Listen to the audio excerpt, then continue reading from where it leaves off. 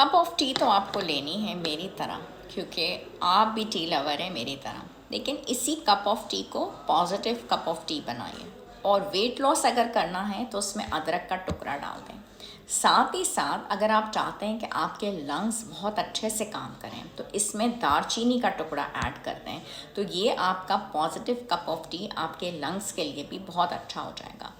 और अगर आप सौंफ ऐड कर देते हैं कहवे के अंदर, इसी कप ऑफ टी के अंदर, तो उसमें क्या हो जाएगा कि आप और बहुत सारी चीज़ों से बच जाएंगे। लौंग ऐड करने से आप कैंसर से बचते हैं, और अगर आप सौंफ ऐड कर देते हैं अपने कहवे में तो वो जो ब्लोटिंग और गैस का मसला होता है उससे आप बहुत ज़्यादा बच जाते हैं। कोलेस्ट्रॉल लेवल्स अगर आप कम करना चाहते हैं और आप चाहते हैं कि कोलेस्ट्रॉल लेवल्स साथ में आपके कम हो जाएं तो आप दालचीनी का भी इस्तेमाल करें पिंच, और साथ ही साथ आप कोशिश करें कि शुगर का इस्तेमाल भी कम किया करें।